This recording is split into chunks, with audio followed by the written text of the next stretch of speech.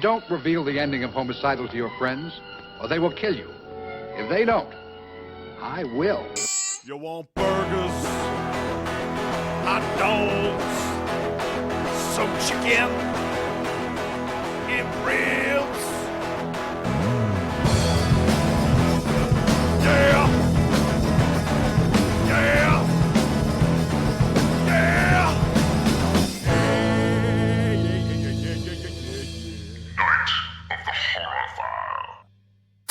You know, I was trying to figure out like exactly how we could work a gimmick into this month, like some kind of gimmick into these episodes, like maybe like a smell-o-vision with the fucking thing, or like I don't know. Well, I can't very well like have a skeleton fly into people's houses or anything. I think I'd get arrested. Or a smell-o-vision. That's true. What would you smell? What would the smell of a podcast be? Oh God, our podcast be sweat and cigarettes. Just BO, coffee and cigarettes. It's a regular fucking like late night at a bar in this motherfucker. Yes. Oh man. How is that like live action Night of the Horror File gonna go down? Like what's that gonna look like? Can I smoke? Yeah, why not? Fuck it. Oh, I don't know. Well, I mean, I feel like I need to be dressed in a suit, like smoking a cigarette and stuff and hosting horror movies. Dressing you no. No. I would look weird dressed in a suit. I feel like we're going to be the first punk horror hosts. Like, is that a thing? Am I punk? Yeah, pretty much. I am wearing my school leggings. Yeah, we're like goth punks over here. But anyway, we are not talking about goth punks today. Welcome to Night of the Horror File, a horror movie podcast where I take a horror or genre film and show it to my beautiful wife, Brittany, and she gives us her input and stuff. and stuff. We've been giving her a break for 2 weeks here. I needed this fucking break. You've been having a nice break. You haven't had to take any notes, really, because we have been doing a mini-series. That's right. I'm calling it a mini-series. Can you call it a mini-series, or does that have to be like 3 or more episodes? I think you can call it whatever the fuck you want to call it. That's right. I'm calling it a flim blam. Okay, maybe not a flim blam. Okay, not a flim blam. Stupid. Maybe a ballyhoo. I love that. Okay, that's the word you'll see over and over again in like William Castle docs and stuff like that, because it's an old-fashioned word for like basically like gimmicks, like bullshit and stuff like that. Just ballyhoo. I fucking love that word. I was like, oh. But this mini-series has been covering movie gimmicks, and if you haven't caught part 1, go check that out, because we cover from the dawn of sound into like 4D bullshit theater gimmicks and stuff like that. 4D bullshit, huh? Yeah, I'm still just not sold on that 4D crap. I mean, if anything, it's just aping what's come before it, you know, because we talked about 3D, smell-o-vision, all that odorama and stuff like that, and they basically just combined it into one. Plus, they started making the theater seats shake, which like a roller coaster, and it just looks annoying as fuck. I'm like, I don't. So you're saying you wouldn't? I don't think so, man. I'm really not. Because at first I was all stoked. I was like, yeah, I'm going to try out that movie gimmick since it's like the newest thing on the block. But then I'm like, do I really want to be shaking around? Shaking, not stirring. Well, I'm trying to, you know, because I enjoy eating some popcorn, maybe some Twizzlers on a weird day, maybe a hot dog, you know. Okay. That's as far as I go with my movie food. I think we talked about this. I ain't ordering a pizza. I'm not bringing hot food into the theater. A hot dog is the hottest food I'll go after. But You're you know, weird. I am weird, but I also am very respectful to the people around me, because my Lord, I don't think I ever told you that fucking story about how someone brought McDonald's into the theater. And you were just jealous? I was eating fucking... No. It was the stankiest goddamn shit ever. And I'm like, I'm trying to watch my movie here. This is terrible. But yet I would go attend a smell-o-vision. Yeah. I like, if John Waters started premiering Odorama again, like, I'd go smell stanky ass, but not McDonald's, apparently. I don't know. I have a weird set of... morals. Yeah, morals. Is it morals? No, it's not morals. I don't know what it's called. Standards, I guess, is what it is. But anyway, this week Yeah, I'm actually super excited about this one. This is like what we were working to get to. Like, well, Yes. that's what I was working to get to. I wrote this series. I wrote this entire series that we're listening all set to like the back, like having like 40s and 50s music in the background and shit. And Oh, like okay. up into the 60s and 70s, I had all that music playing and stuff. And my favorite track out of this whole thing was Saturday Night at the Movies by the Drifters. Oh man. And like, I think it encapsulates like the entire series. It's now we can't play a whole song, but I'll play a little snippet just Okay. to give you.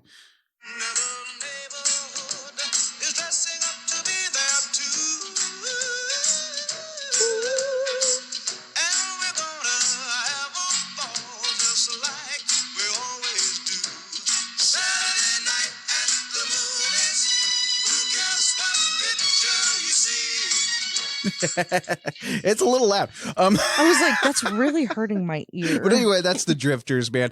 And I don't know. And I think it encapsulates this entire episode, especially this one, you know, because like we're talking about a time when you would go to the horror picture show to have some fucking fun.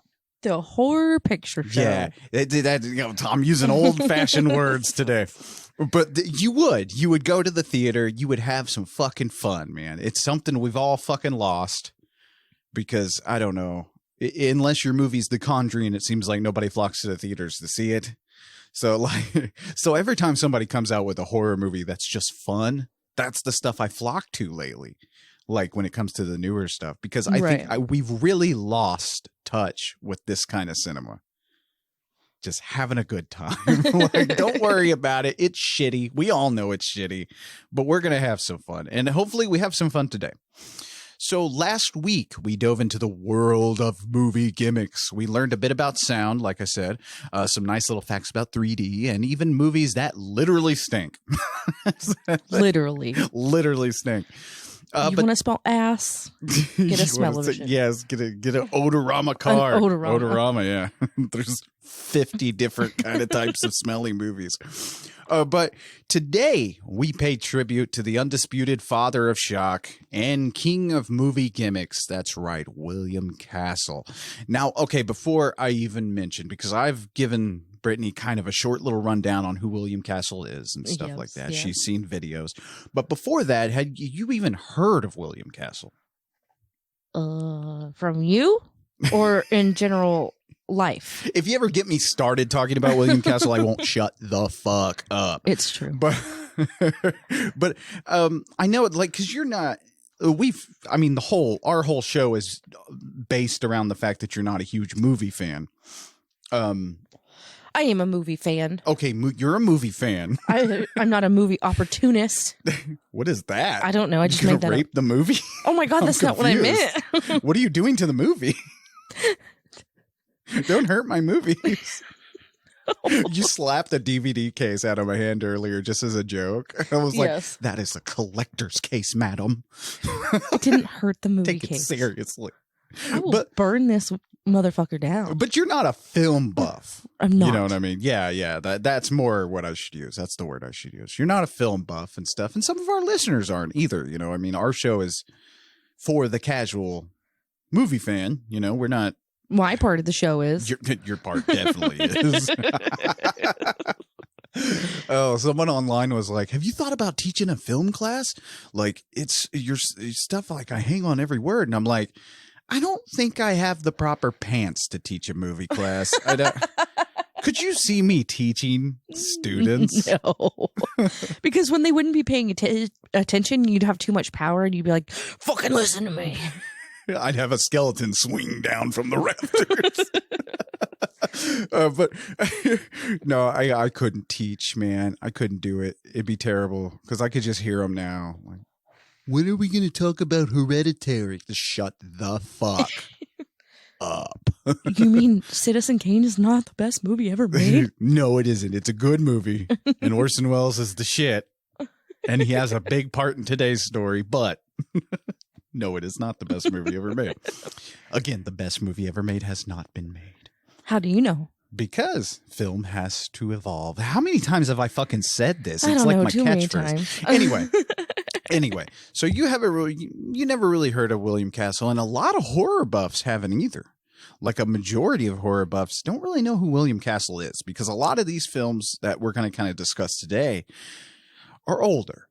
You know, and a lot of newer film buffs and stuff like that, and a lot of new horror fans. Nothing wrong with it, but a lot of them don't necessarily want to go back in time and watch those older black and white movies. And I think that's a damn shame, and I'll talk about that as we go.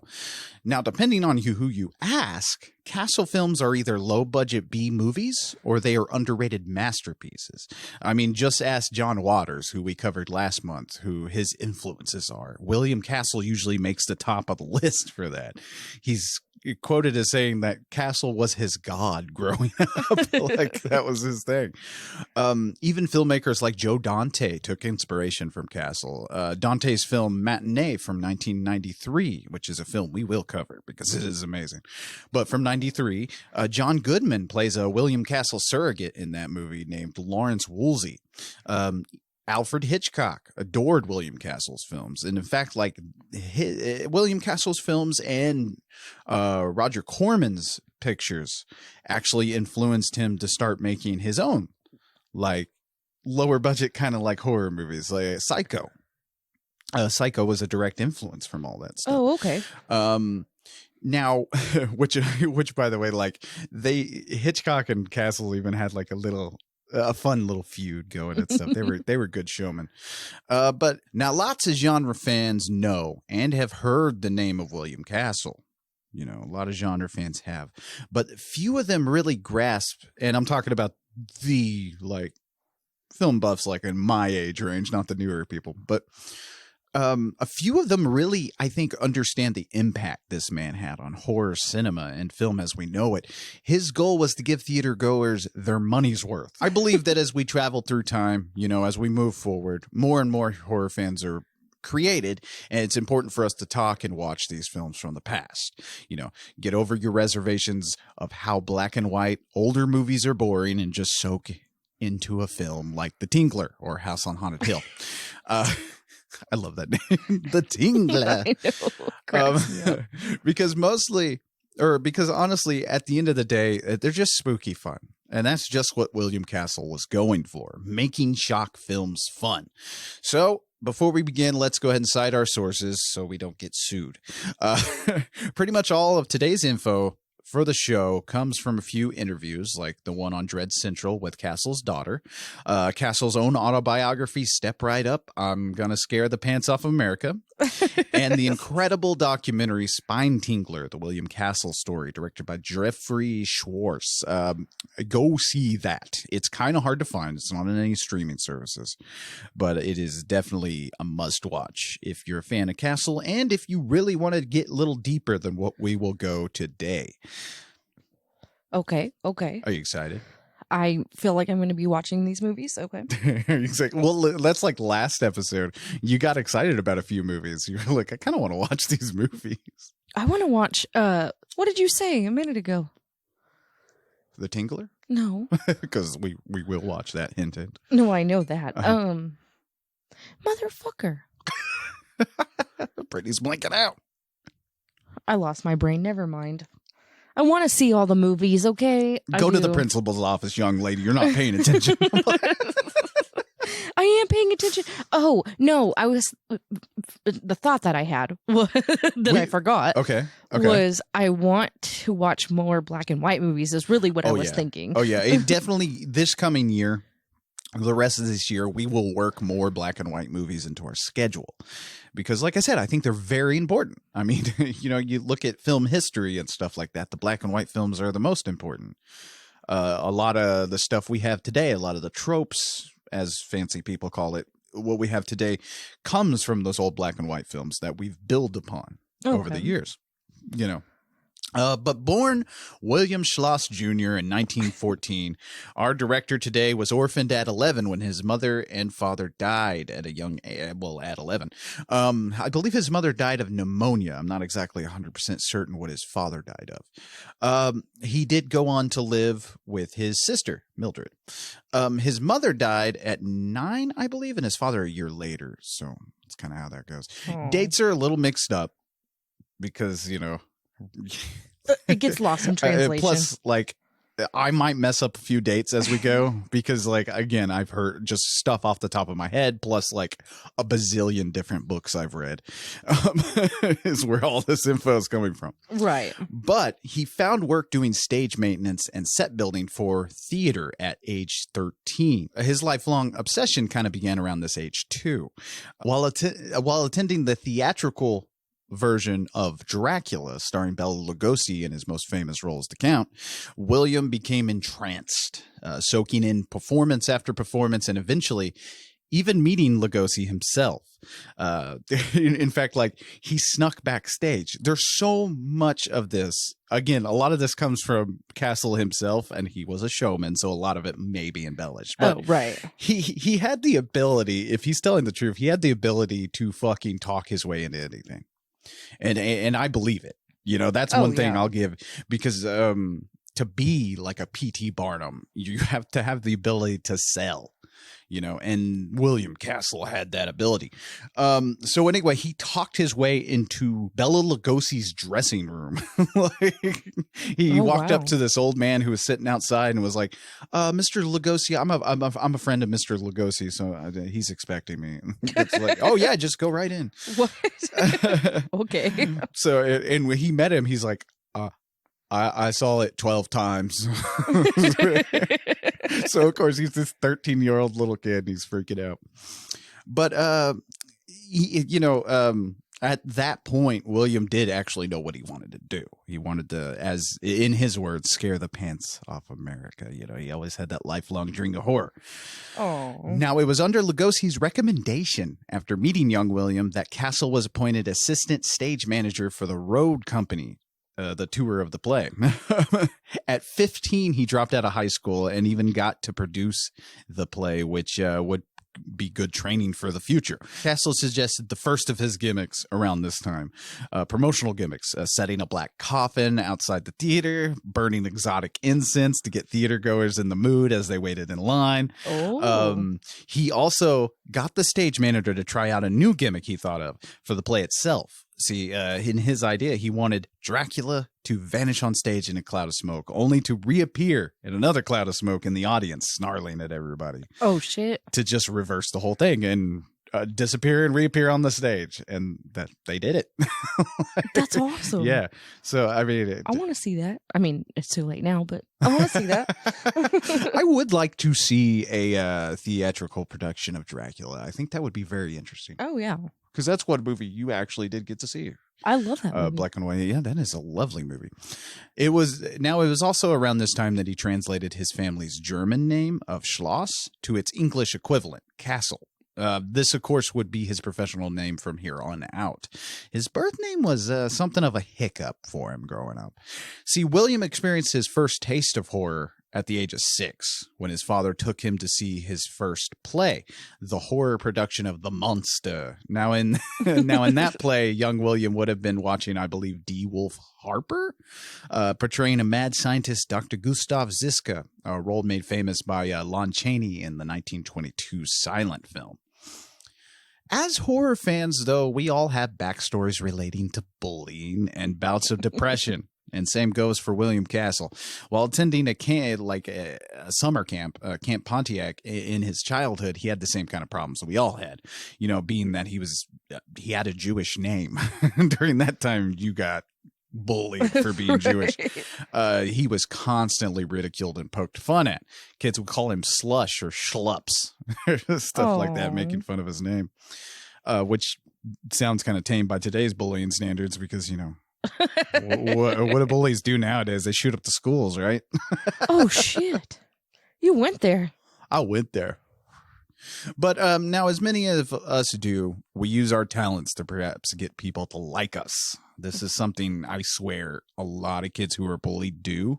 Like, I don't know if you ever went through school and saw this, but mostly the kids who are fucking tortured by everybody would usually do something fucked up to get everybody to laugh. Oh yeah. or get their attention. Oh, yeah. You know, the class clown was always the most bullied half the time. You know, you had the kid who would eat worms or, you know, just to do something to make everyone laugh to escape the tortures of being different. Oh my God, or screeching. weird. There was a kid that would screech. Yeah. And it was entertaining. And he did it on purpose, like not to be funny. We had a screecher. He did that shit on purpose. He thought it was hilarious. Yes. He'd wait till it was really quiet while everybody was focusing, and then you just start fucking squealing like a pig. It was the scariest goddamn thing ever. I loved him. It really was. See, we all had the same little experiences. But so what? So Castle, he was double jointed. And one day he just, you know, he was like, maybe if I entertain these people, you know, I could picture him thinking this, maybe I'll get him to stop making fun of me.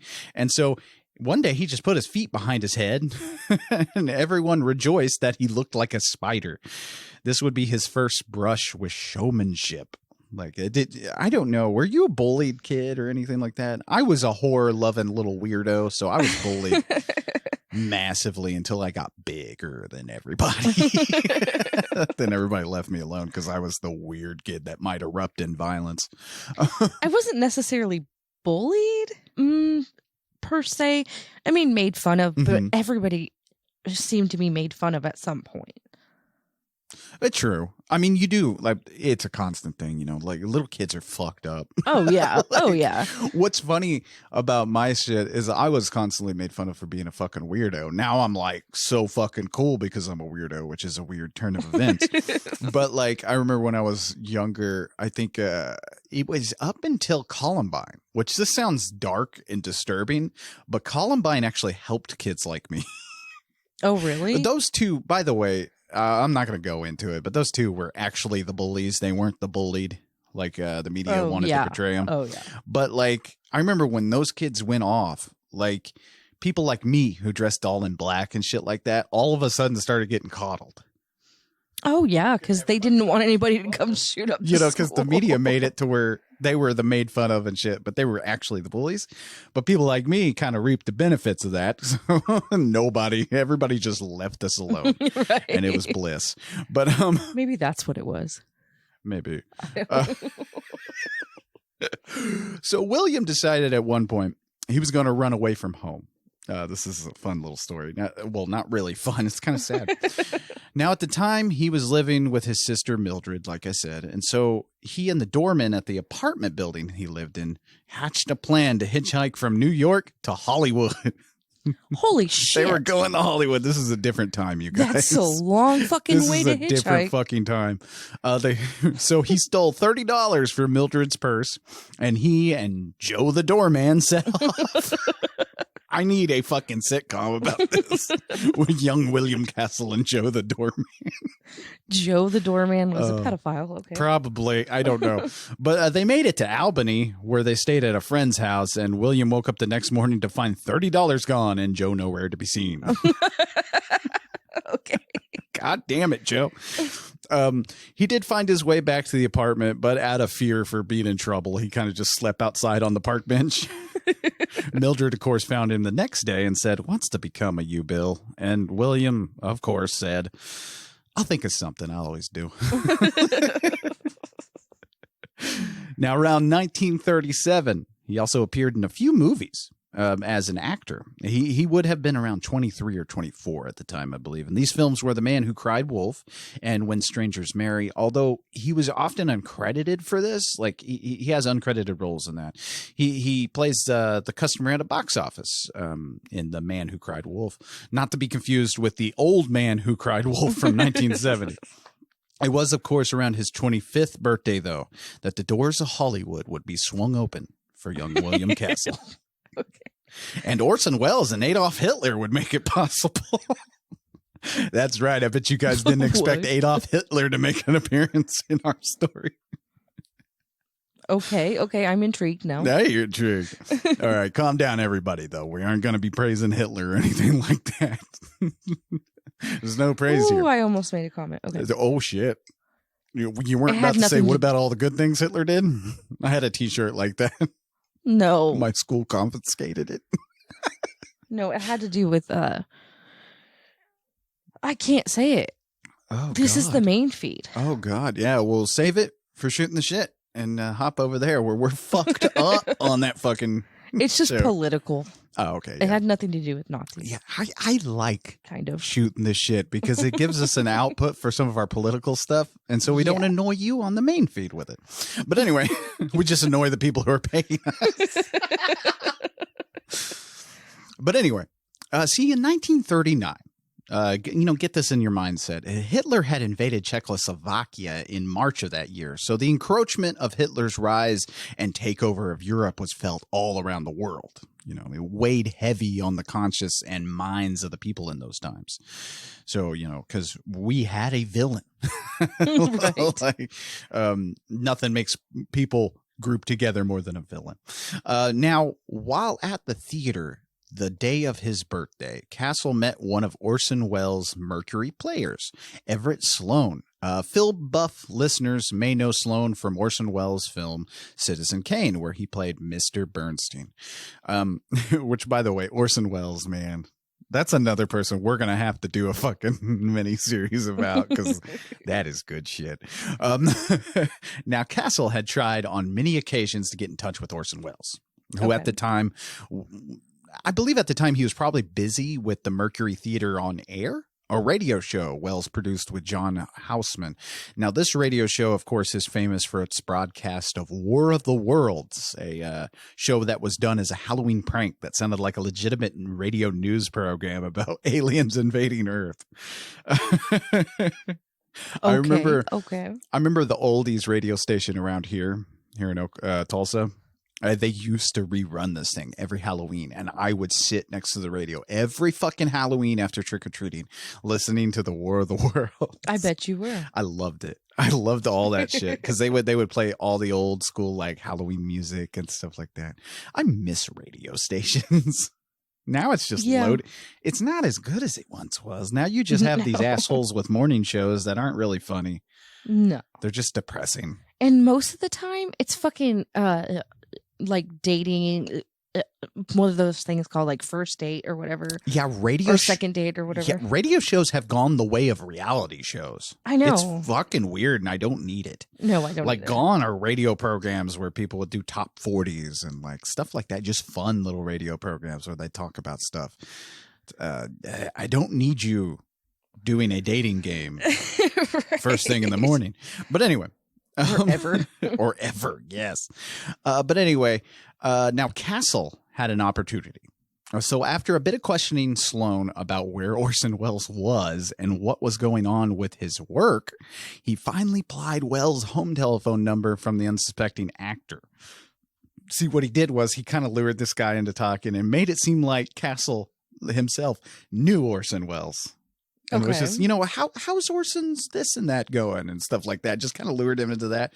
And then he let him, like, I love this in the book because he talks about how he let him walk away for a little bit and then was like, oh, hey, Sloane, I misplaced Orson Welles' home phone number. Do you have it by any chance?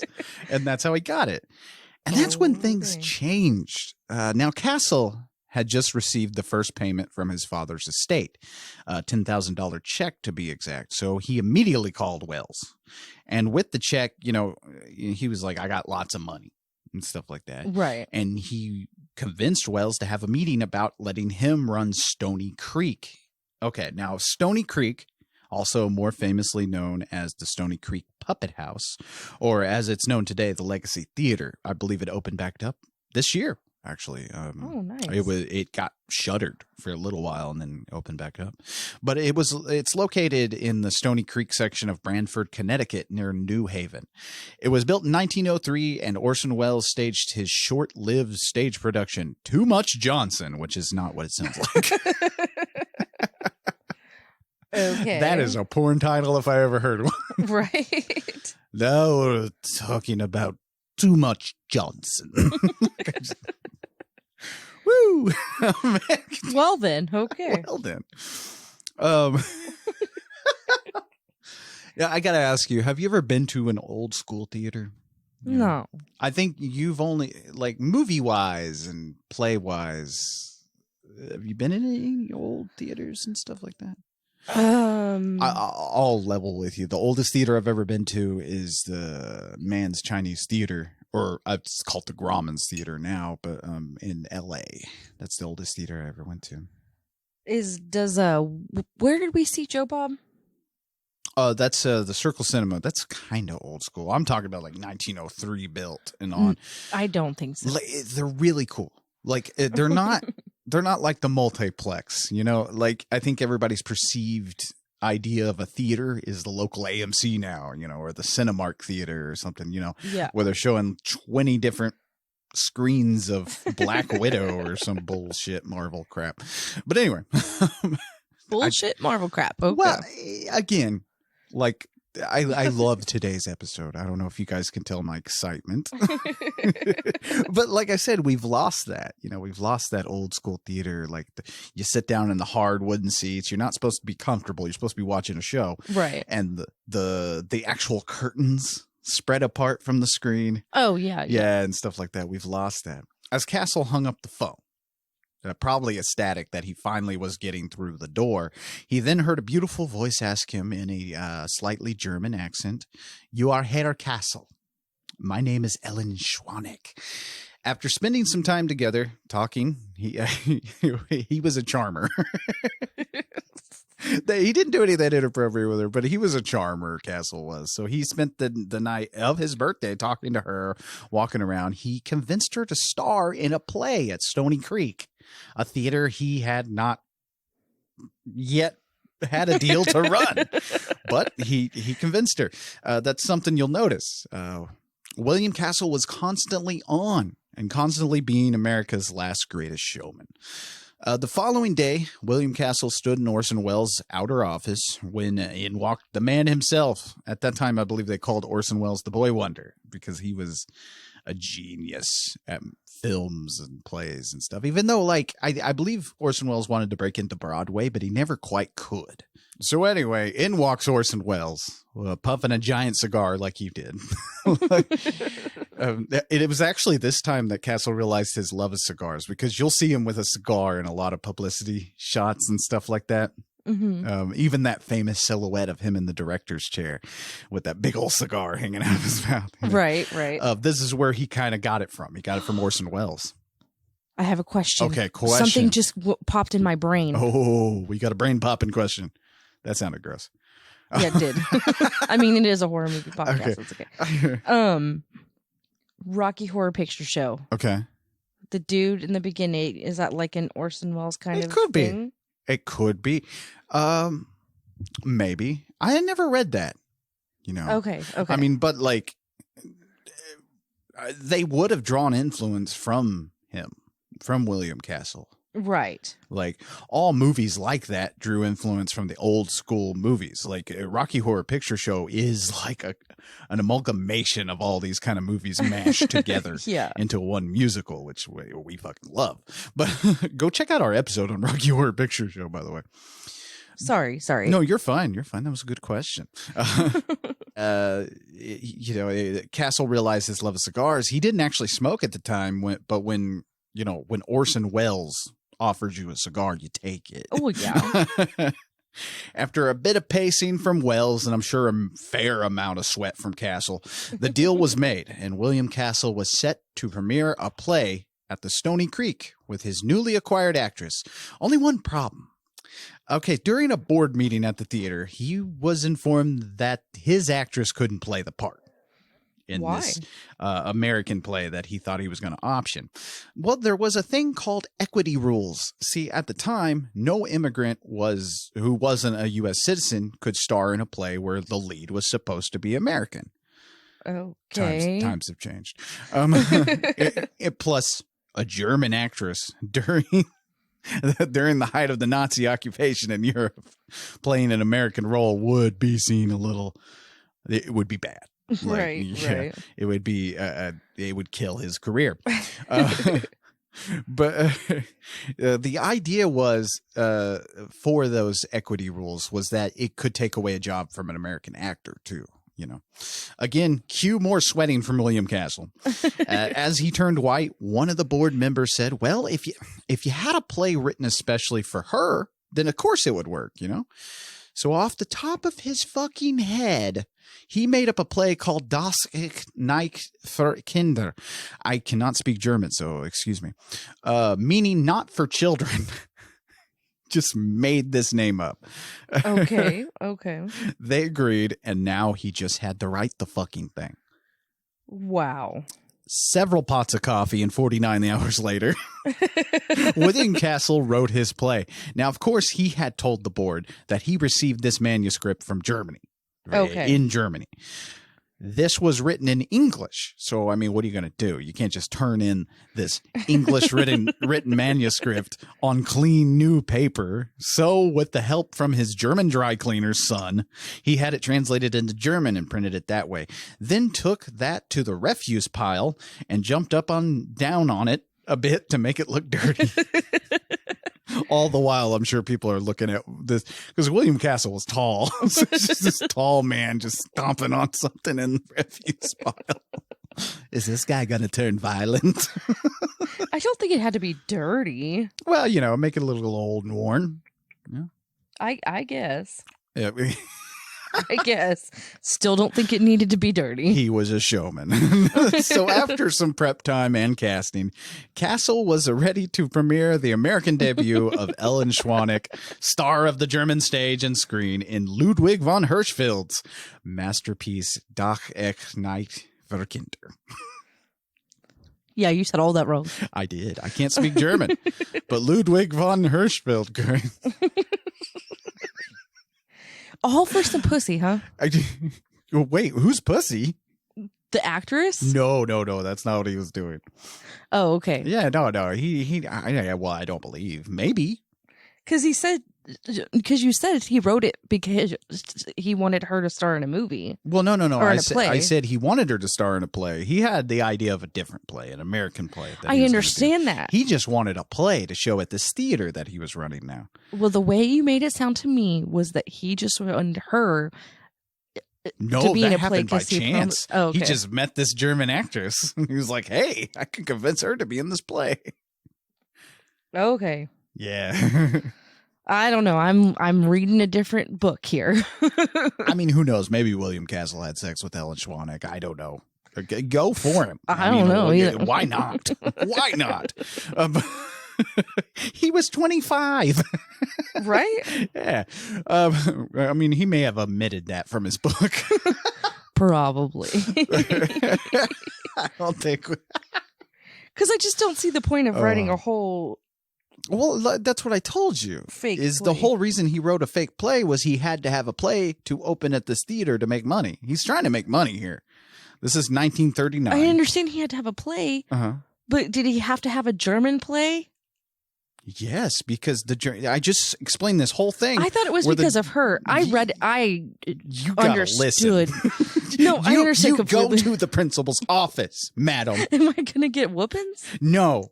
Okay. I'm thinking this is more college, so maybe you won't get whoopings. Whoopings. But you will get. I like the way you But said they will that. get on the phone and get nasty with your mother. They go get nasty with your mother. Oh, okay. Because you know my mother. She'd be having sex with all of them. Listen during class, madam. I don't Anywho. like to. Anywho. Ah! They can't see you making that face. Oh, yeah. That made no sense to anybody what just happened. No. But anyway. So anyway, during week 2 of rehearsals, no tickets have been sold yet. So this is bad. Fuck. This is bad. People were calling, of course, to see what was showing, but upon being told that Orson Welles and the Mercury Players weren't performing, they lost interest. It seemed like his luck was against him during this time, because also a heat wave was sweeping Connecticut, and this theater had no AC. So, I mean, needless to say, his play was closed before it even opened. That's sad. Yeah. But the most miraculous thing happened. I mean, some would consider it fucking horrifying, but to Castle, it was gold. In fact, it came in the form of a gold embossed letter. Ellen brought it to Castle in translated form because it was written in German. It was an invitation from Adolf Hitler to return to Germany for a for a festival of the arts. You know, all the German stars were to attend. Ellen had been offered an all expenses paid trip back to Germany to perform for the fucking Führer himself. I like the way you say Führer. Führer? You didn't say it. You didn't say it like that either. Yeah, I don't know. It was just it's Hitler. I don't have to pronounce things right when it comes to Hitler, right? No. If we knew where he was buried, I'd piss on his grave. That'd be a fun trip. I'm sure people. Wait. I don't know. I don't remember I that think part he of was history. cremated. I don't know. I'm sure those soldiers that found him fucked that body up. Could you imagine that? Just getting the fuck with Hitler's body? That'd be great. You could pop a few eyes out. Cut my life into God. pieces. That's what came to my brain. If Hitler was alive today, he would just be another emo fucking piece of shit. But anyway, now Ellen had left Hitler's Germany to escape the Nazi occupation, as many German citizens had done. Not all of Germany agreed with how the country was turning to violence and the pure race ideals that the Nazis believed in.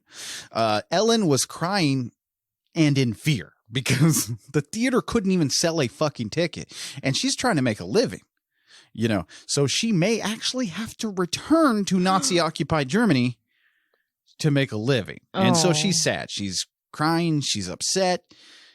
She's wet with tears. Castle is wet with sweat because his fucking AC's broke or not even existent. Right. So, but it seems like during pressure, he gets the best ideas. Castle popped an idea in his head, and he told her, listen, stop crying. You never have to go back. He said, I will take care of this. In his mind, a plan formed, and that dirty bastard Hitler had literally brought William Castle good luck. That day, Castle showed up at a Western Union right before it closed and, saying it was an emergency, stay open and stuff like that. He convinced them to stay open and had a cable, which is another word for, well, basically an electronic letter. Oh, okay. Telegram, whatever. Set up to deliver to Adolf Hitler himself and Joseph Goebbels. Goebbels. I feel like we're doing a history lesson today, too. I guess so. Just think of Joseph. I'm not going to go into it because I'm not going to teach you about Nazis today. Okay. That's history class. Just think of him as, I don't know, Adolf Hitler second in command or something. Okay. I was just making fun of the name. I didn't care who he buddy. was. It's all good. We can make fun of Nazis on here. You go for it. But as he dictated, the poor woman at the counter was near fainting because this is what William Castle sent to fucking Adolf Hitler. Oh, geez. Cable to Adolf Hitler, Munich, Germany. Dear Mr. Hitler, Ellen Schwanek turns down your invitation. She has positively said no. She wants nothing to do with you or your politics. She will not return to Germany as long as you remain in power. Signed, William Castle, producer, director, Stony Creek Theater, Connecticut. P.S. She's working for me now. Wow. In a shaky voice, the woman replied, you sure you want me to send this? Of course, Castle replied, yes. Now, Castle wasn't done yet. He took copies of his responses, several copies, and the letter Ellen had from the Führer to Manhattan to see the managing editors of every large daily New York newspaper. Now, journalists and their frothing need for a story, he knew this. Right. He played it very dumb, though, while meeting with each of them. He would say, Miss Schwanek doesn't want any publicity, so don't print this. But listen to this incredible story. He would, of course, leave the copies of the letter on their desk as if he had forgotten them. Just conveniently. Oops, I forgot them. The next day, of course, 4 New York papers carried banner headlines. And this is what they said. The girl who said no to Hitler. I love old-timey voice. Stood up Hitler, banned on Nazi stages. German actress snubs Führer. Führer's idea of having fun isn't Schwanek's. Oh, shit. Some printed the invitation and Castle's response in articles, and all had very lengthy articles on Ellen and her American debut. Castle had just created publicity for his dying play he wrote in 49 hours. So you're telling me he didn't have sex with her? I said maybe, and I said why not? I don't know. You're telling me he did not do this for the pussy? I don't think so. I think he did it for the money. I think money trumps pussy.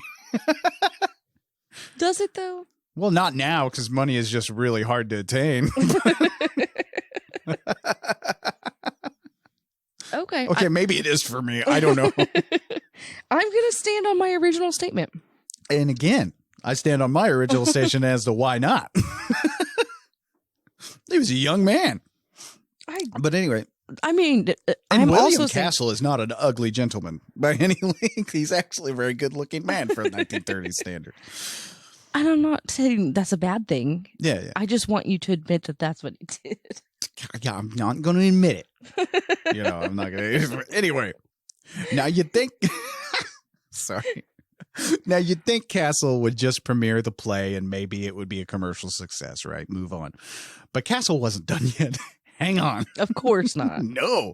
He needed one more stunt. One that even Orson Welles himself would be proud of.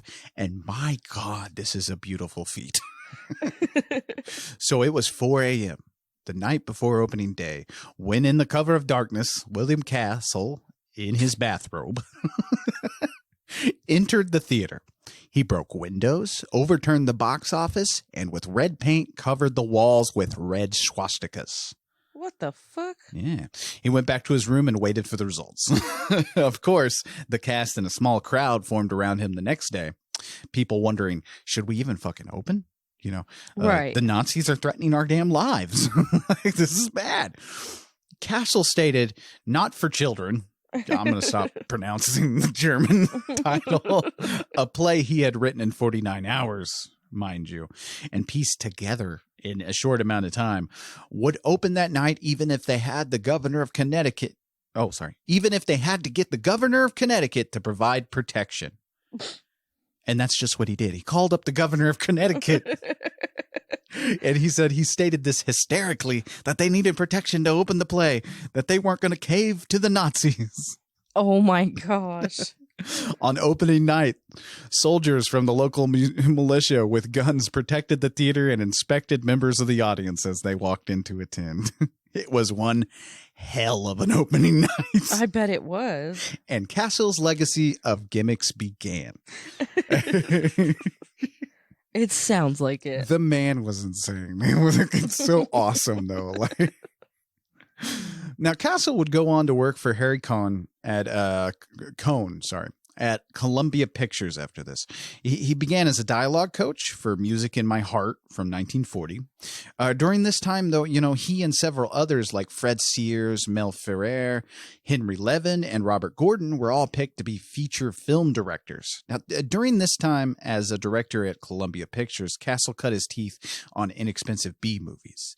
A few during this were, we mentioned in our last episode, those 3D Westerns and stuff. He did a few of these. Okay. The first of those films, though, was The Chance of a Lifetime from 1943, a story about a sleuth who helps a wartime convict framed for murder while out on parole. He also directed 4 films in the Whistler series. Now, the Whistler started out as a radio program on CBS, and then it was adapted into feature films.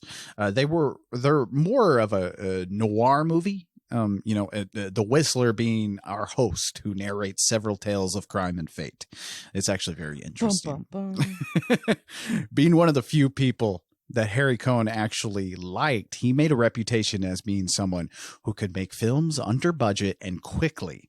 That was very important back in those days. It's kind of the whole Roger Corman style of filmmaking, Quick and easy. Quick and easy. Well, I don't know about easy, but quick. What?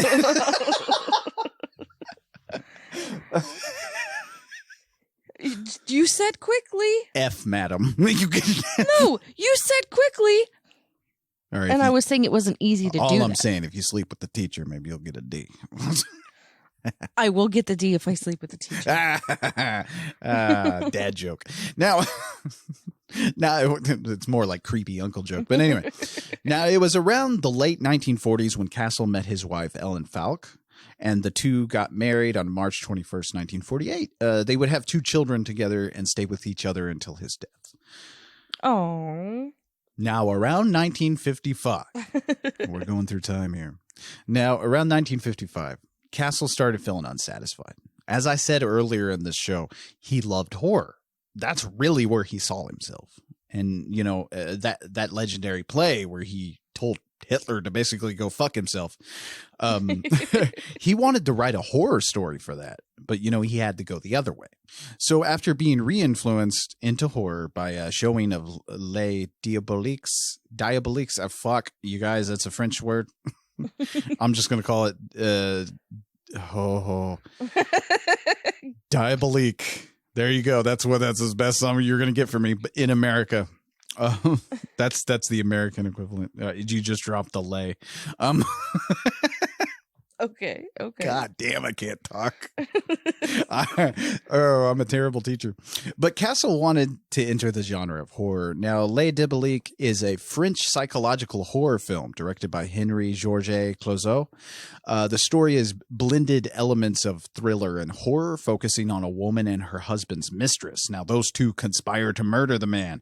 After they do this, the body goes missing and a ton of strange things start happening. It's actually a very good movie if you can get your hands on it. Do you have your hands on it? I don't. I want to buy a copy of this. I saw it on the OETA movie club back in the day when I was very young. Yeah. That's where most of my black and white knowledge and classic film knowledge comes from, the OETA movie club, which I'm sure you guys all have had your local, you know, movie programs that showed classic films. You know, you got the horror hosts and stuff like that. We talked about this on our horror hosts mini series back in the day, which. Oh, yeah. Yeah. So mine was OETA, the public broadcasting. But anyway, so to finance his first film, Macabre, in 1958, which, by the way, one of his partners was like, nobody can even pronounce the name of this, Bill. He's like, who cares? It's a good name. But anyway, to get the funding for this, Castle mortgaged his house and came up with his, he came up with his first own gimmick out on his own. You know, this is where he started Castle Productions. Partnering with Lloyd's of London, an insurance and reinsurance market in London, he came up with the idea to issue every customer a life insurance policy for $1,000 in case they should die of fright during the film. Oh my gosh. This, combined with his stationing of nurses in theater lobbies and hearses parked outside the theater itself, was a big draw to audiences in 1958. Nobody really seen this, you know? Like, now, of course, Warner Brothers, being the assholes they were, stole the idea from him beforehand, because as he was shopping this movie around, you know, he called Warner Brothers. They declined him, but then they brought out a movie, and the name escapes me, that had the life insurance policy gimmick. What a bitch. Yeah. But anyway. Oh, that would piss me off. I know. He threatened to sue them, but I believe they dropped the gimmick quickly when he did that, because I think it was Sam Warner or something called him and was like, look, man, we just had like a young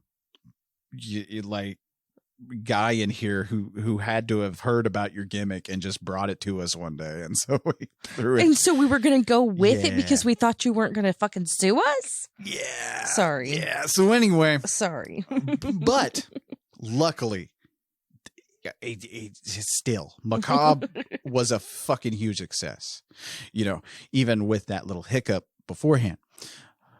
Allied artists who had produced Macabre wanted Castle to begin work immediately on a new picture and a new gimmick. Of course. Yeah. Of course. Because, I mean, the gimmick is what sold the movie. Castle decided to go in on a good old-fashioned haunted house story, and he and his partner Rob White began writing this story. Now, the lead had to be someone elegant. with an offbeat personality. And of course, the gimmick had to be something more original, not just another insurance policy or anything like that. Castle hit luck one rainy day afternoon at a small coffee shop near Samuel Goldwyn Studios when he spotted his perfect lead, Vincent Price. Oh. Cue thunder. Cue thunder. Now, okay, so Price had started his career in film after a good stint on stage as a character actor in such films as Service de Lou, Laura from 1944, starring opposite Gene Tierney and directed by Otto Preminger.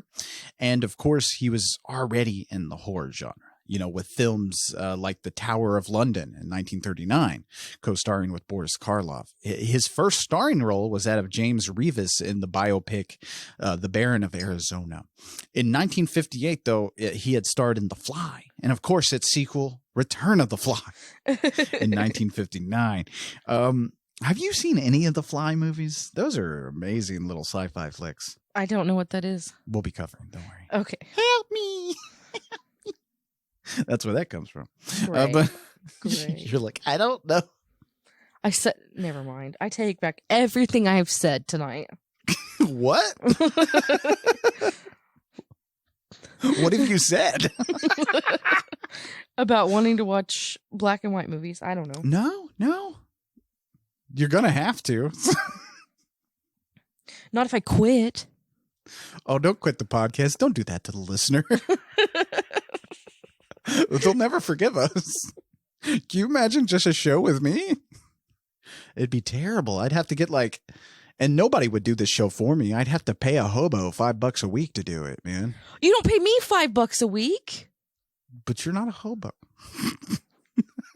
Anyway. You motherfucker. That's terrible. Is it okay to call homeless people hobos? I don't think so. Is that a term of endearment now? I don't know what's politically correct anymore, you guys. I'm so lost. I just stay in my house. That's all I do now. Anyway, so when Castle saw Price sipping coffee, he immediately knew he was perfect for this role. So of course he approached. Now, he had met Vincent Price years before backstage, you know, so he already knew who he was, but he kind of doubted Price remembered him. And of course he was right. Price had no idea who he was. But Castle asked, you know, can I join you? And the two, they sat together having coffee, you know, just commemorating and conversating and commemorating. I can't talk. I know. I can't talk. I know. It's that Oklahoma school systems, man. See, this is why I can't teach. I don't own the proper pants and I can't talk. I like that pants line. Yeah, you like that? Yes. Well, I feel like if I'm going to teach a class, I got to have pants, like some actual pants. I have jeans and cargo shorts. That's all I own. I've never owned a pair of slacks in my life, except for when I had a court date once, and then I threw them out immediately. Yeah, fuck those pants. So, slacks are terrible. I'm sorry if you guys have to wear slacks. I feel for you. But anyway. Castle, so the two were just sitting there having a good time talking during like a rainy day afternoon, and after enough time, Castle began his pitch. Gotta wait for the right moment. Exactly. And now during this time, fate may have brought these two together because Vincent Price was already kind of depressed because he had lost out to another actor in a role he really wanted earlier that day. Oh. So he was already depressed and stuff, and he enjoyed the company. But Castle pitched this movie. Now, it would be a picture about it. It would be a ghost story. A millionaire that invites 6 people to spend the night in a haunted house. He chooses the people carefully and offers to pay a huge amount of money to each if they agree to spend the night. During the night, strange things happen. Blood dripping from the ceilings and walls, apparitions, and the part Price would play has plotted to kill his wife during this stay, while the wife has also plotted to kill him in a battle of the wits. Dun, dun, dun. The film would be titled House on Haunted Hill. This is probably, I believe, Castle's most known movie, I have to say. Because House on Haunted Hill, whether you know it or not or seen it, you've had to have heard that name. I have heard that name. It makes the rounds every Halloween. And we'll talk about what I think about that later. But of course, Price asks, well, who wins? And you do, of course, Castle replied. She tries to throw you in a vat of acid. So Price's eyes gleam and he replies, well, how charming. After 2 pieces of pie, a Vincent liked pie, the deal was made on that rainy day afternoon. Now for the gimmick, Castle considered maybe some sound effects, perhaps dressing the ushers up as ghosts. But the idea came from the most exciting scene in the picture, that of the skeleton emerging from a pit of acid. So why not fly a 12-foot skeleton across the heads of the crowd during that scene? And so Emergo was born. Emergo. Emergo. I love the names he gave stuff. Like Emergo. Here in a minute, we'll learn about Percepto. The audience loved it. A skeleton with flashing eyes. You know, you're sitting here watching this scary movie. You've been told it's in Emergo, and you're like, what the fuck is that? You're watching this, and and as soon as that skeleton appears on screen coming at you in the movie, this big ass skeleton comes over your head with flashing red eyes. That would freak me the fuck out. Yeah. It scared the shit out of people. Theater sold out for showings of House on Haunted Hill. Kids especially loved it. And at one showing, after the birth of his second daughter, William Castle stood outside a theater handing out cigars to his fans. Nice. It was a good day. The Tingler would come out next. I know you giggle every time. Every time you hear the title, The Tingler. Because I'm a teenage girl. The Tingler. I believe that's the name of a vibrator nowadays, isn't it? The Tingler. It has to be.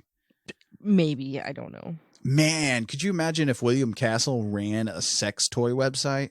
Holy fuck. He'd be selling sex toys out the wazoo. Pun intended. Pun intended.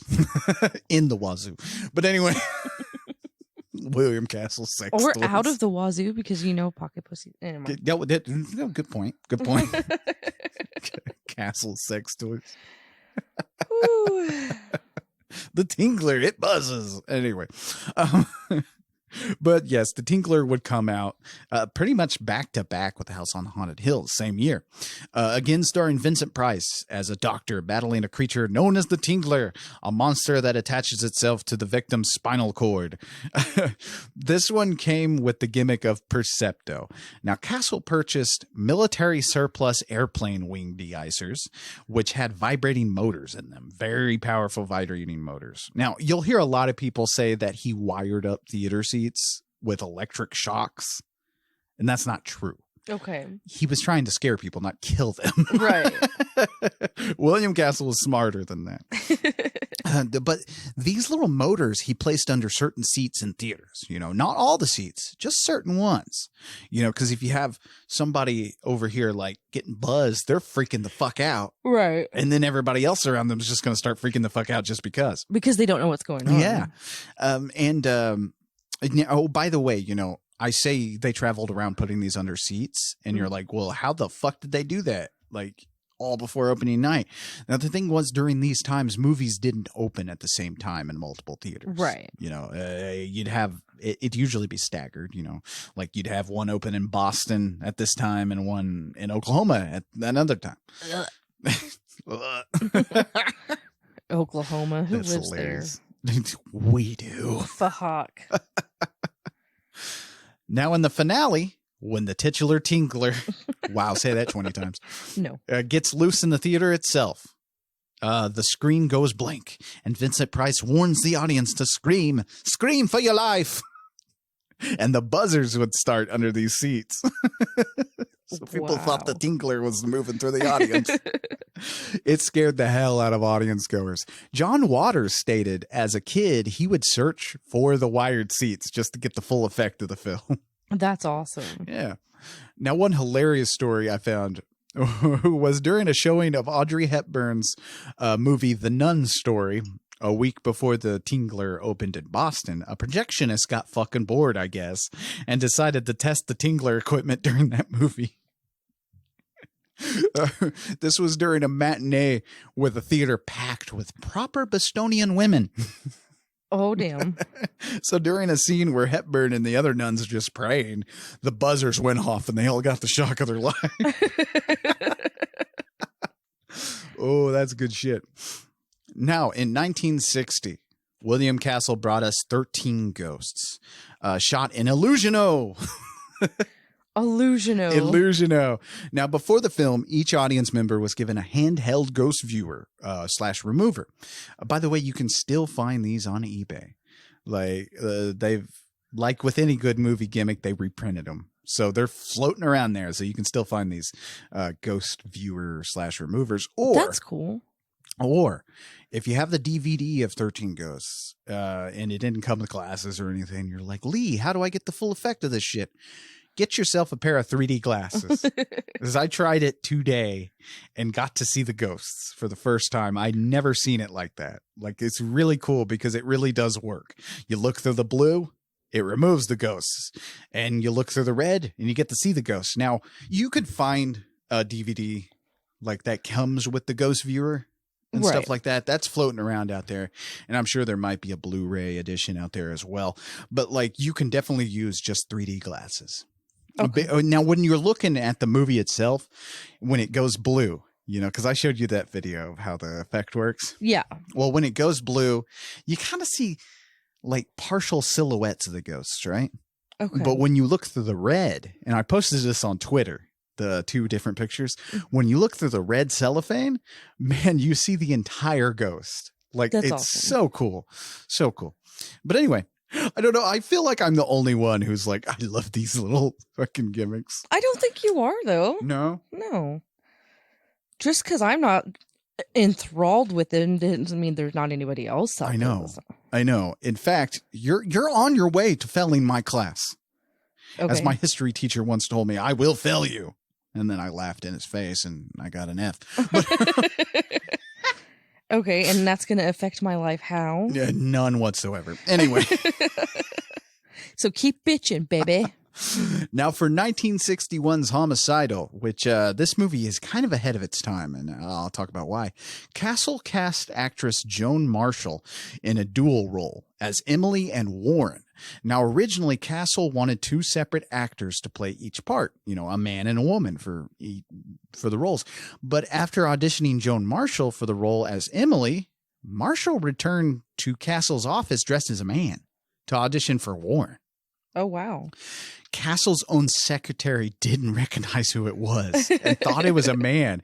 And Castle recalled that the transformation was astonishing. And honestly, if you watch the film, it really is convincing. I saw this movie before even knowing much about it.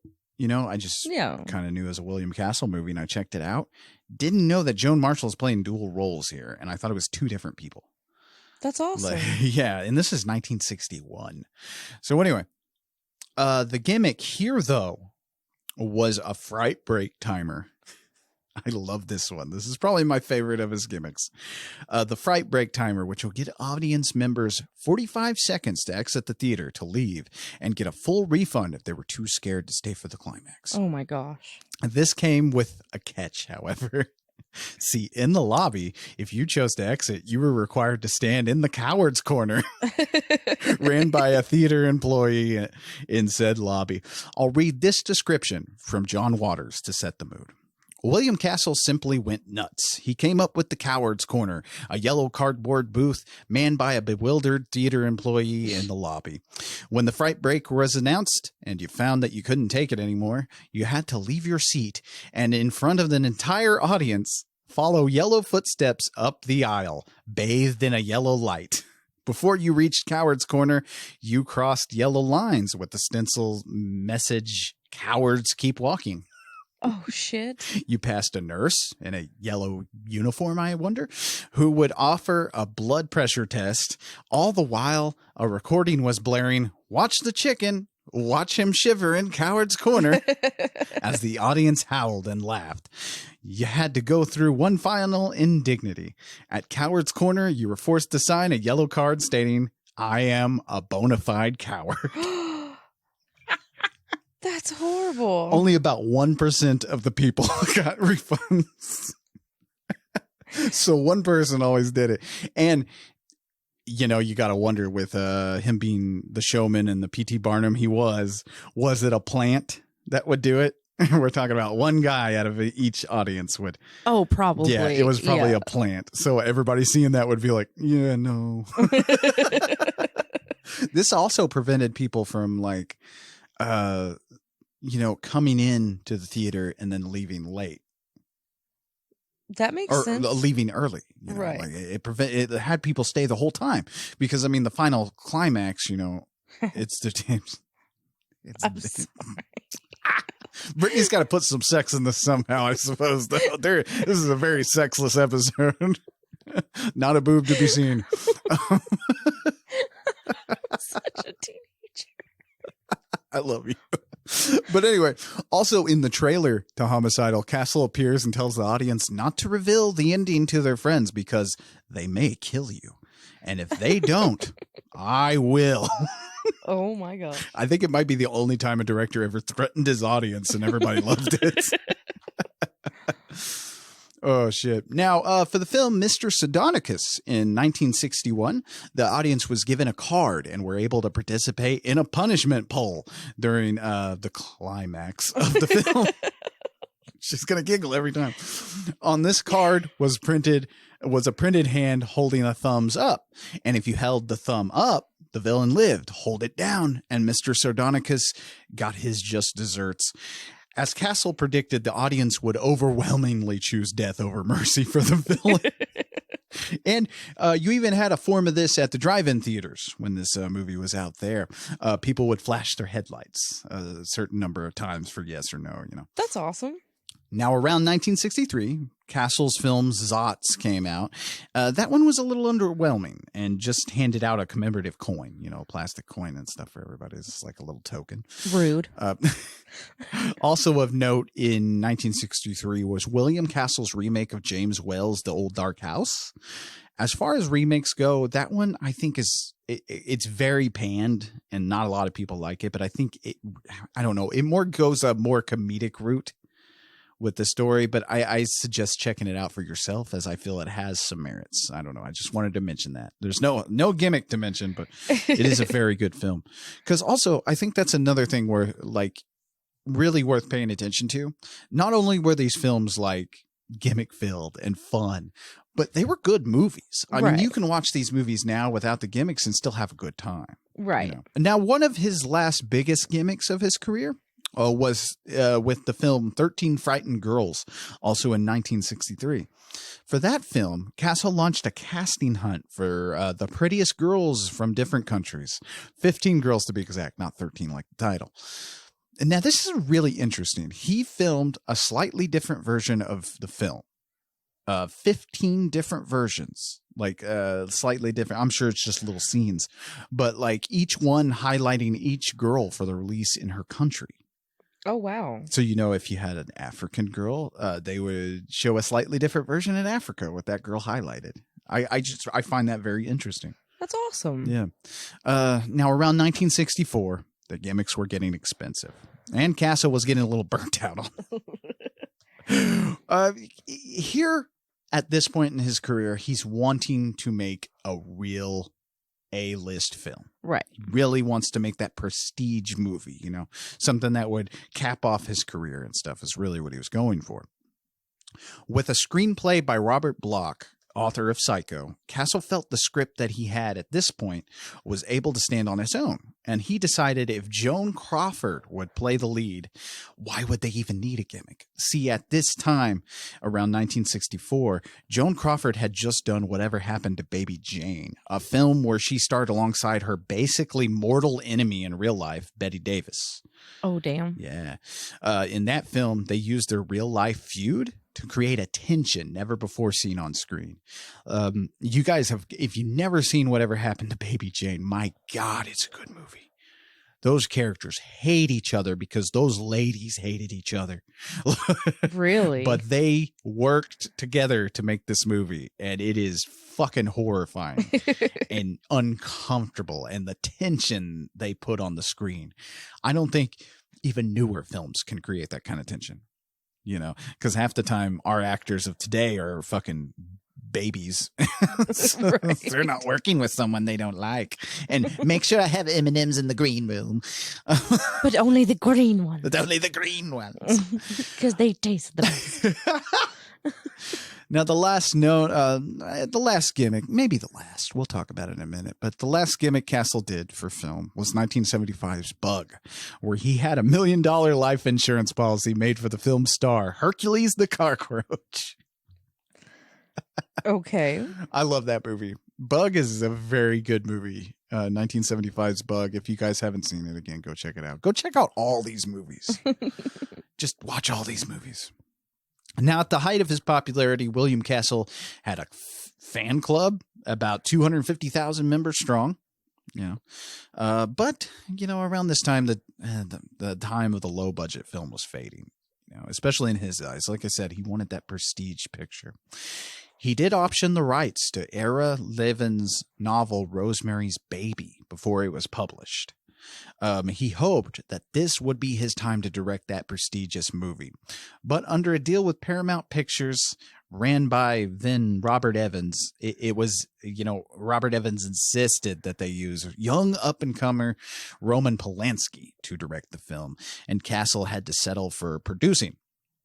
And now he did work with Roman Polanski during it and stuff like that. And he never really said anything bad about Roman, but I don't know.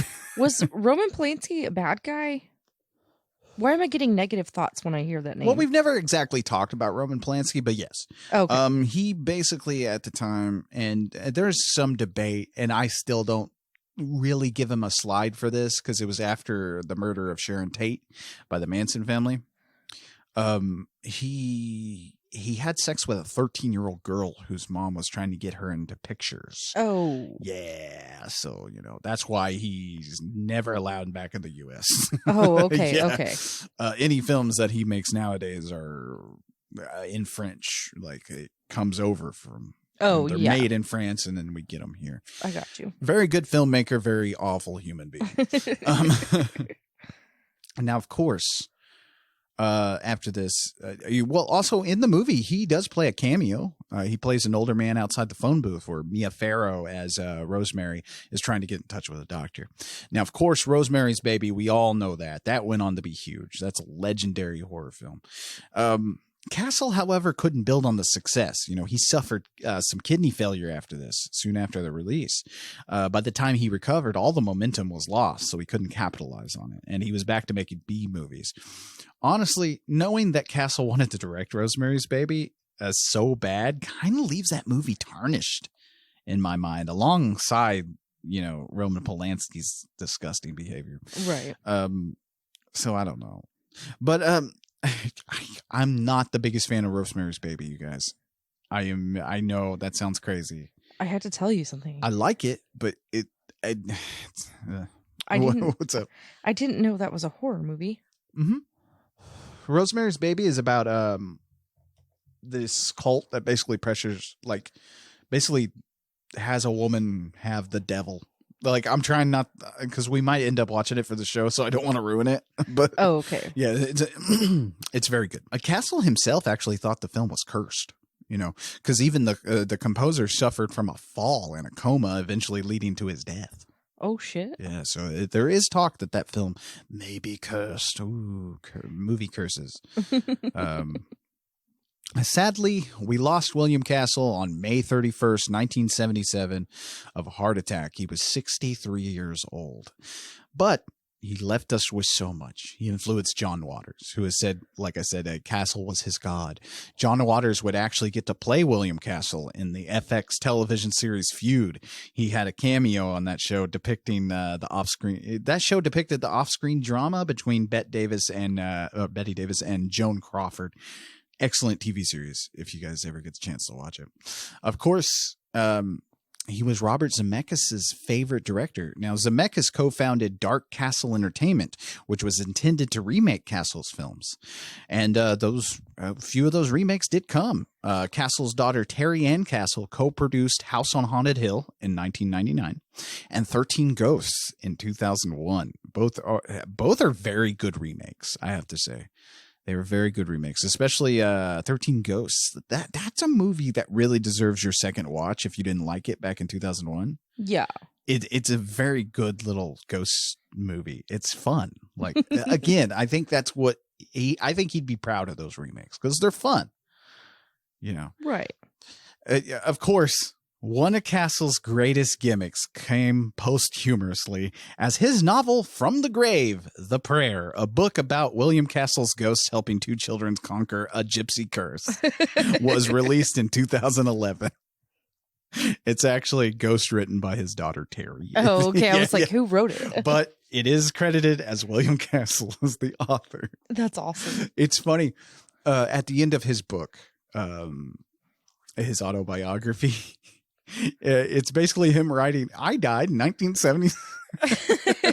And he talks about, don't worry, though. I'm coming back.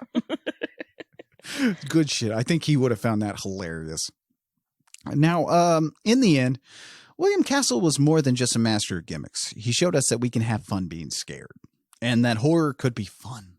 Like, that's the thing. Mhm. That's what I get depressed of from all these people. It's like, dude, just can you not have fun Right. with a movie? Right. Why does every bit of horror have to be a piece of art? Like, it doesn't have to be. It can be Yes. fun. Right. Like, chill the fuck out. Have a good time. Yeah. And let people have a good time. Yes. Let people enjoy our shitty movies. Right. We're having fun. That's the whole point of this. It's supposed to be escapism. Like I said, you know, I mean, his films were coming out in 39 and 50 and stuff. Think about the turmoil that was going on back then. Right. Shit. So it was nice escapism. He was horror's own P.T. Barnum. You know, he drew us in, letting us participate in the scares. And his films are, I don't know, to me, they're much more than just gimmicks. I believe William Castle's films are a great gateway to the genre. I always get the question, what movies should I start my child out with? And, you know, because not everybody is me showing their kids Hellraiser. You know, I get the question, what should I start my child out with that it isn't too scary, but spooky enough for a nice after trick-or-treating Halloween viewing? You know what I mean? My answer will always be House on Haunted Hill. It's the perfect Halloween movie. I want to see this now. Yeah, it is the perfect spooky little ghost story for a Halloween night. And honestly, it will be the first movie we host when we get our show off the ground in the future. Nice. Yeah, our little live show. Now, Castle worked tirelessly to make a name for himself. He might not be known by every horror film buff, but his mark is there. Every Halloween, several television networks show his films, and you can find at least one of his movies on every streaming service, you know, to be enjoyed by generations to come. As Vincent Price once said, Castle's films don't date, you know, they just become more fun as the years go by. So go check out one of Castle's films and have fun being scared. And that concludes part 2 of our series on film gimmicks and our very brief, and yes, I said very brief, history of William Castle. But we aren't done yet. What? That's right. We're not done with William Castle yet, because next week We're going to get tingled? we're going to get tingled because we're watching The Tingler starring Vincent Price. I'm so excited. It's our first Vincent Price movie. Oh. That's right. Not the last. Oh, man. So you're going to hear me gush about Vincent Price in that one. Oh, geez. So what do you think about film gimmicks and stuff like that? Is there any movie gimmicks that you'd like to see return? Besides 3D, because we all know that's going to come back. 3D Right. always rears its ugly head up. I want to watch more. Well, I haven't watched any of them, but I want to watch a ghost movie where you see ghosts or you don't see ghosts. Isn't that inventive? Yeah. Because everybody's doing 3D. You know, 3D's the gimmick and stuff like that. But he went a little different. Right. You know, where you could take the ghosts away if you're too scared, or put them back if you wanted to see the full thing. I think that's awesome. I want to do that. It's really creepy. Like, there's a scene with a headless lion tamer who's taming a lion and stuff. And you can barely see him a little bit. You can see him, but you can barely see him. But when you put that red cellophane up, you see the whole thing, the severed head. And also, it's creepy. It's legitimately scary. I think that's awesome. Yeah, I want to do that. Yeah, it's a good time. it's a good time at the movies. I would love to go see these in the theater. Oh, yeah. You know, I would love them to do with the original gimmicks. That sounds good to would me. be fun. I don't understand why nobody's doing that. I guess maybe, how much would a 12-foot plastic skeleton cost? I don't know. You could probably make one out of paper. It had the same effect, you guys. Like, why is no one doing this? I don't know. You know, the film Popcorn. The one that I threw on the floor? Yes, the one that you knocked the collector's edition case out of my hand. But the film Popcorn did that. I believe that was 1991. But like they showed in that movie, it's like it's a film festival they're having with William Castle-like movies. You know, okay. The Smellorama and stuff like that is in there and everything. It's great. William Castle didn't really work much with smell. You know, I think he thought the same thing I did. He's like, we don't need to smell the picture. That'd be weird. Yeah. Maybe. Which, by the way, it's so fun. I've been using so many old words like picture. You know, nobody calls a movie a picture. Okay, I was anymore. like, what? You know, nobody does that. In fact, I think most people sound like douches when they use the word picture when they describe. But you said it 600 times. Watch in this picture. Like, yes, because I'm teaching. So that gives you an excuse to sound like a douche? Yeah, actually. Have you ever heard a film teacher? No, I have not. Oh, man, it's boring as sin. Yes, I know. I hung on every word. But most of the people around me were sleeping. I'm not surprised. Yeah, because I remember because I did online courses, and of course you got the video chat with the professor. Mm-hmm. I loved it because we would just sit there and talk about the merits of like Miller's Crossing and shit like that. He was like, "You're my star pupil." I wrote a paper, and he did something with it. I don't know what he did, but I said, okay, I was drinking a lot at that time, but he published it somewhere. So it's out there somewhere floating around about religious iconography inside of horror movies is what I did, which we could do like a whole thing on that, but I'm not gonna because it's going to bore you guys to tears. Which, by the way, you know, I know this has been weird. This has been a different kind of like couple of episodes. I've had a blast. But, you know, we do. I don't know about Brittany. How have you had? I mean, this was a break for you mentally, like, because pretty much all the brunt of these episodes fell on me. Right. But, like, it's easy for me. What are you asking me? Yeah. Well, have you had fun during this? Like yeah, have it's you not learned bad. something? Yeah. You learned a few things. Yeah. I like it. I like learning a little bit. Yeah. Not a whole lot. Yeah, I mean, it's horror centric. Like I said, it's important. Like I said, this history. And William Castle's so important. I mean, right. Think about that. You know, I don't think you would get some of the movies we got later on in the horror genre if you didn't have Castle at some point. Right. You know, showing us that it's all okay to have fun during the movie. Yes. These are all low budgets and stuff like that, and we're having a good time. Yes, we are. Yeah. Because, I mean, that's one thing, like, no one ever really goes into that much is why do people watch this? Like, why do people watch these horror movies and stuff like that? I mean, I could go into the psychological things and stuff like that and why people use them as coping mechanisms, but that's boring. Right. Like, mostly because, like, we as audience goers and stuff, it's fun to see something awful happening to someone else, and we're not in any real danger, but we're getting that sense of right, danger, that rush. that human sense and stuff like that. And I believe, like, that's what he tried to capitalize on even more, right? You know, by shocking you and scaring you. And I wish I could sit in a seat during a showing of The Tingler, man. Again, you small art houses, what the fuck are you guys doing? You could be making bank with this, because I'd go to every weekend showing. You and how many people though? I guarantee you there's a lot of us. There's a lot of us out there. Probably, actually. Yeah, there's a lot of us out there. But anyway, let us know what you think. Let us know if you want more of these little mini series from time to time, because, I mean, like I said, this was a blast for me, but I don't know about you guys. We need to know. Yeah. But anyway, next week we're talking about The Tingler. We're not quite out of William Castle territory, but we are talking about The Tingler. It's going to be funny every time. Brittany's going to giggle so much on that episode. You're gonna Google so much. Join us over on our Patreon feed. That's right, over on our Patreon. I'm pushing that again. I'm sorry. Hey, we don't have ads here, so I'm using this as my ad time. But over on Patreon, of course, you'll get to hear like a bunch of extras, like all sorts of extras. You'll get to know the film schedule for before every, as soon as the month starts, you'll get to know the entire slate of episodes that we're doing. So you'll get to know ahead of time. Right. It's easier to contact us on there. Right. It's easier to contact us, easier to interact. Bunch of shit coming down the pipe later on. I mean, right now we have Shit? 3 shows on there. Yeah. I wouldn't call it shit. Well, no. Bunch of good shit. Good. It's good.